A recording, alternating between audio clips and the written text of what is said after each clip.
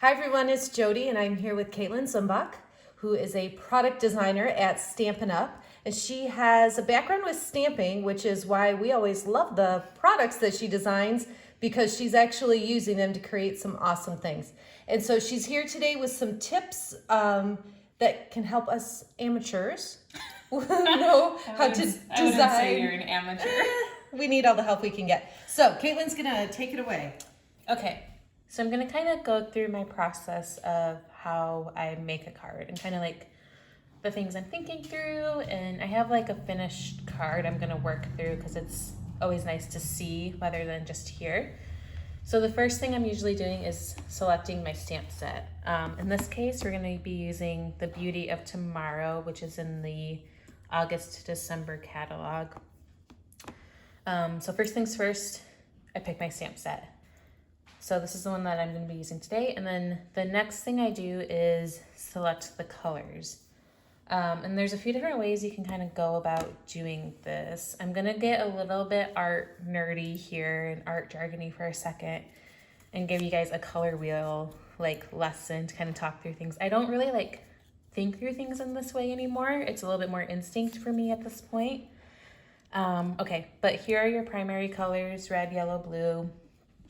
And then secondary colors are green, purple, and orange. And then your tertiary colors. Tertiary, the third level. So you got like a red violet, a blue violet, red orange, yellow orange. I must mess these up. This is my green. Blue green, and then a yellow green. And so some different like color combinations you can use using the color wheel. The easiest is monochromatic. So that's just being like orange, I'm just gonna use oranges, and like that's all you use. The second is analogous, which is something that I do quite a bit, and that's where you pick a color and then pick like two colors on either side to do.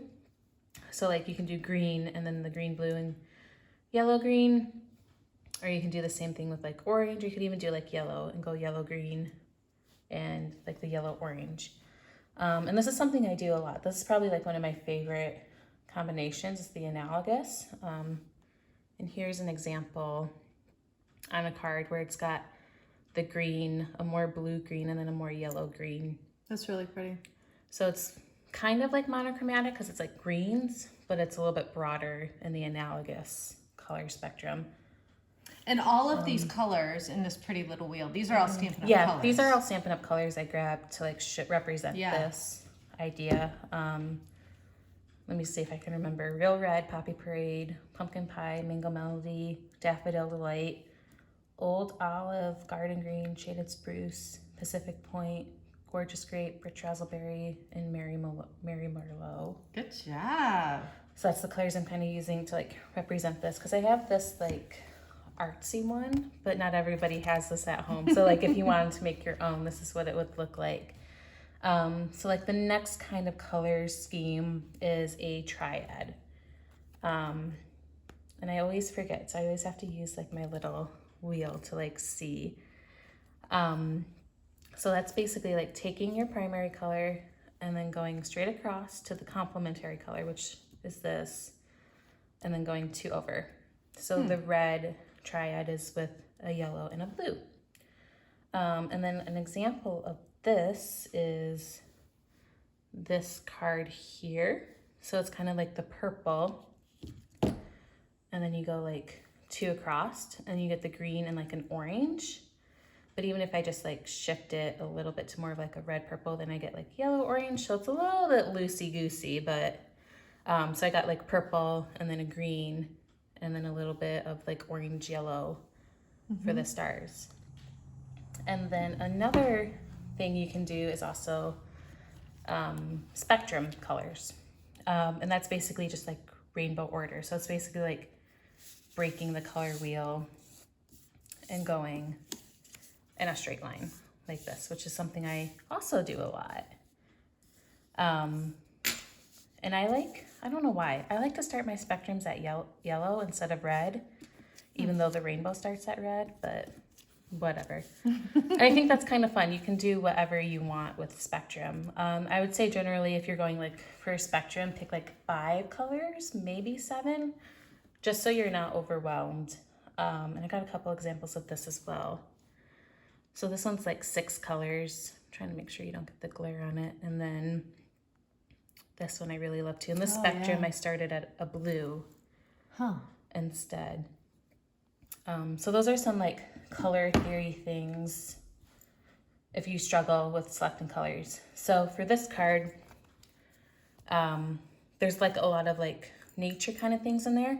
So I'm opting to gonna go the more monochromatic analogous route with using just greens is kind of my plan.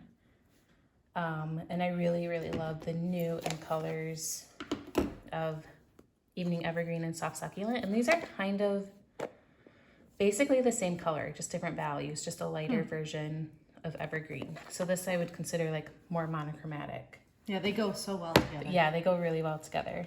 Okay, so I've got my stamp set, I've got my colors. Now it's time to start building the card. And I typically build my cards top down. So I think it's kind of typical to start with your card base and then be like, that's okay, totally what I do. Yeah. I'm just like, oh, I guess that's why I struggle. what am I going to add to this card base now? Right. But I kind of work the opposite direction, kind of start with my focal point. So in the stamp set, I really love this sentiment. Some people are just likable. So I'm going to pull out that stamp set or that stamp image. Like, okay, I want that to be my like main focal point. Okay, now what else can I add to it? This sentiment here, you're one of those people, like that's a nice compliment to it. And I think it'll look really cute, just like tucked underneath it like that. I love this big ferny greenery image, whatever. So I think that's gonna look really good behind there. Uh-oh, stamps are sticking together. So like that, and you can kind of start seeing how this card layout is going to come together. I'm still feeling like it might be a little bit sparse. So I'm gonna grab this other like florally greenery piece. And I think that'll be a good layer here. I can honestly say I've never done that step. So yeah, I'll do this a lot. I'll take out my stamp images and kind of layer them. And I'll also even like pull out like die images and kind of be like, okay, so this die cut kind of fits here. Like I really love these like oak leaves. So I'm thinking they'll be fun to like tuck behind here. And like what I'm going for now. So now I kind of have like, this is my focal point. And so now I'm just wanting to like add layers of texture. That's kind of my goal when I'm stamping, is for lots of texture. And like try to think through how I'm going to do that. And so texture can be like physical texture. So you're thinking like ribbons, embossing folder, things that you like touch and you feel, oh, this is textured. Right. Or there's also visual texture. So that can be like pattern paper, like just like an ink splatter, or a stamped image like in the background multiple times. So those kinds of things where if you feel it, it just feels smooth, but you can see that it adds interest to the card. So thinking through that, like these are very like natural and like pretty images. And I was thinking that the In Good Taste wood grain might be a nice complement to that kind of imagery. So this is like a visual texture where it's smooth, but it's... And that paper is like tons. Yeah, it's that's all it is texture, Yeah, like it's literal awesome. texture. So versatile. Yeah, and so this is like pulling in a different color, because I decided on these being my colors, but this is a neutral, so I know it's gonna kind of work with everything. And then, so yeah, so I'm kind of like placing those on there and like it's filling it up nicely. And so I think we can kind of like start stamping and seeing. I have a tendency to like want to stamp everything on just white paper, but I don't want all of these layers to be white because that's just not a lot of depth and it's not very interesting. So I'm like thinking through like, how do I want to do this? Like these two are obviously going to be up on a layer somehow. Maybe these aren't both layers. Maybe I stamp this one directly on the background. onto this wood grain paper. Like that'll be a different. And I think it kind of also helps with the focal point. Like Yeah. if you stamped all of them on white It's all and die cut them all, Yeah. it's all competing for your attention. It's all I feel competing like. for attention, yeah.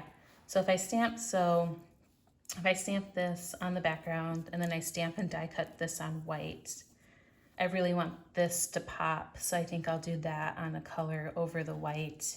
And then this one can also just be white underneath. Because I really want this, some people are just likeable to be like the standout of it all. So that's my thought process. And so I've already like pre-stamped some things.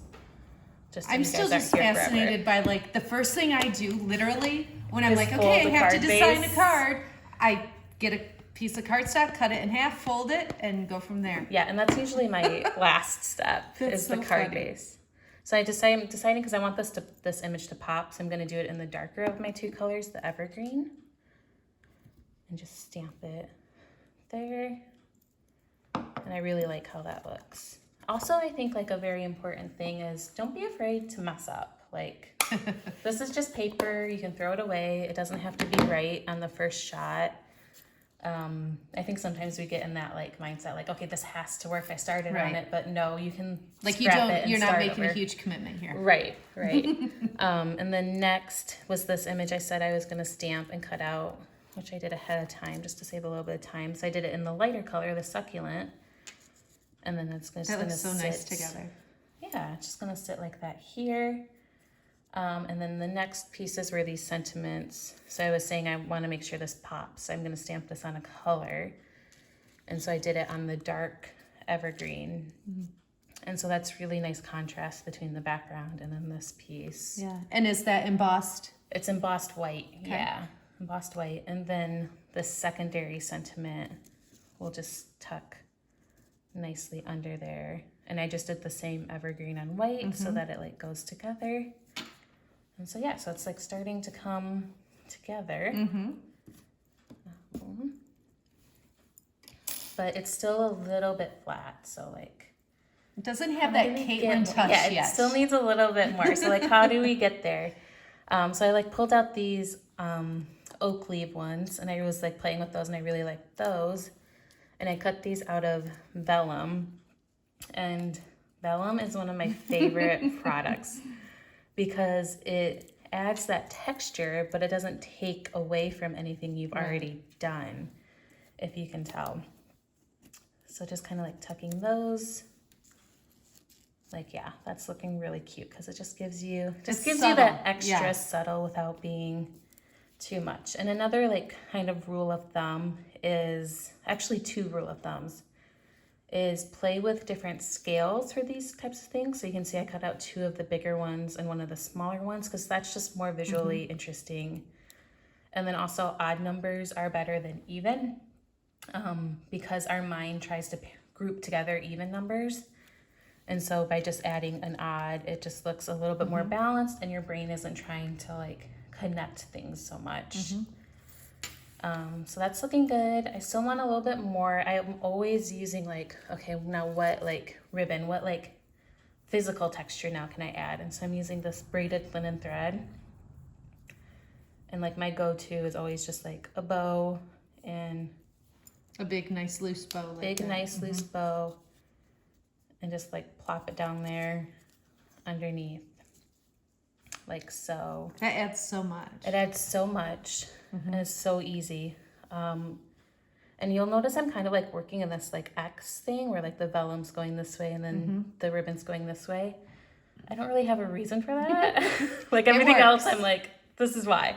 But that's just how it works, I think. And I'm like trying to keep things around my focal point because I want your eye drawn to that focal point.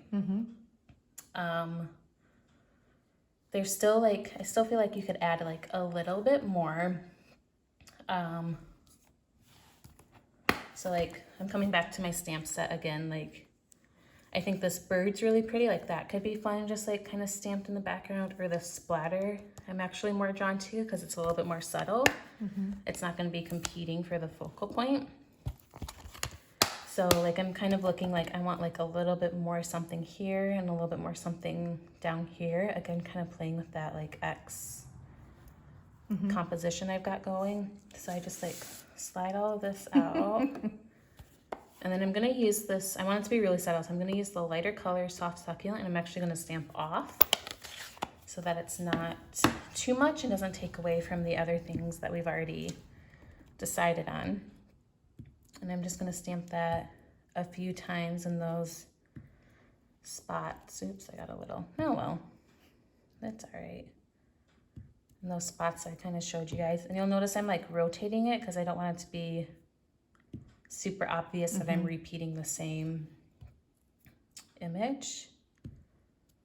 I did it again. Oh well, you guys, that's what happens when you're stamping live, right? Yep. But if I was home, I would scrap this and I would stamp it again. She But is we're not gonna do committed that. to this I'm not particular committed piece. to that. Okay, so then we have like this here. These guys are here. I'm liking this. I don't super like that I have like rectangle, rectangle, rectangle happening. So I'm just gonna like quickly like snip the ends of this on a diagonal. And It's crazy what a difference just that makes. Yeah, it just breaks up the squareness Yeah. of everything. It just makes it a little bit more visually interesting. And so easy to do. Yeah, and I think like we're to a point where you can like start gluing. So just like some quick glue. This goes here. This guy goes here. Yeah. And then I'm actually just gonna glue this onto this because I'm gonna pop these up together so they're at the same height. And it's just easier to do if they're together, like so. So then just use dimensionals on the back of this guy. Is the multi-purpose glue, like, do you use that a lot for layers? I use it a lot, yeah. And I also like kind of like it because like on this white layer that I did, I just did it a little bit in the center. Right. And like the way it like dries, like it's actually gonna allow like this to like curl up a little bit and you just get like a little bit more texture. Like that's what it's all about for me, is getting texture. And the same with like the vellum, just putting a little bit on the ends. And tucking it in. And tucking it in. And you can see it's like curling up, so Yeah. you're getting some shadow. And just really pretty. Do you find it, like, I don't typically use this glue for layers like that. I use it, just for certain things. Yeah. Do you find it takes a long time to dry or no? No, not at all. Like I'm not using tons of it. Right. And like the bigger layers, I'm using like the Stampin' Seal. So Yep. just for like those small things, it works really, really well. Okay, we're almost there. So like, it still needs like a little extra like shine, something to it. And I've been really liking these. I think they're called gilded gems. Yep. The little gold kind of rhinestones. And this is kind of like the same tone as like the wood paper, so it like works still, but it's a little shine, a little pop of something. And kind of same rule as I was doing with the vellum. I'm gonna use different sizes and odd numbers. And I'm gonna be sure to place some kind of, again, around that focal point, because I want the eye to be drawn to this point here. So odd numbers, I usually go for 3. Some people do 5. Yeah, so like so. So I wouldn't put like any gems like way out here, because that's gonna pull your eye out. You wanna be pulling your eye in. And another thing too, like I made sure that none of them were like in a straight line in any way. This is kind of like a triangle composition thing, and that's just like allows your eye to bounce around. And if you look at like famous paintings, if you like really look at them, you'll notice that like the subjects are like often arranged in that triangle Interesting. arrangement. So just the triangle to kind of like bounce your eye around, keep it in this area here. And then the last step is a card base. I didn't really use any soft succulent cardstock, so I didn't feel the need to bring it in now. So like the evergreen cardstock, I just like kind of like testing, and I'm like, that looks great, because it like totally just pops everything. And so that's my last step, is the card base. That's awesome. Yeah. So I would just adhere this with Stamp and Seal. Super easy.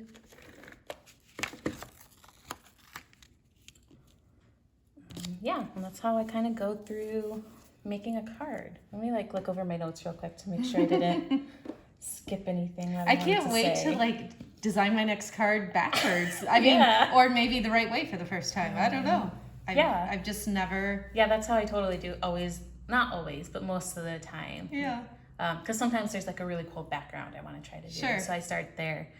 But usually I'm starting top down, like working from my focal point down. I mean, it makes sense. It's just not natural to my brain, I guess. Yeah, and I think the best tip I can give you if you're ever feeling stuck is figure out what your like natural instincts are and then try to do the opposite.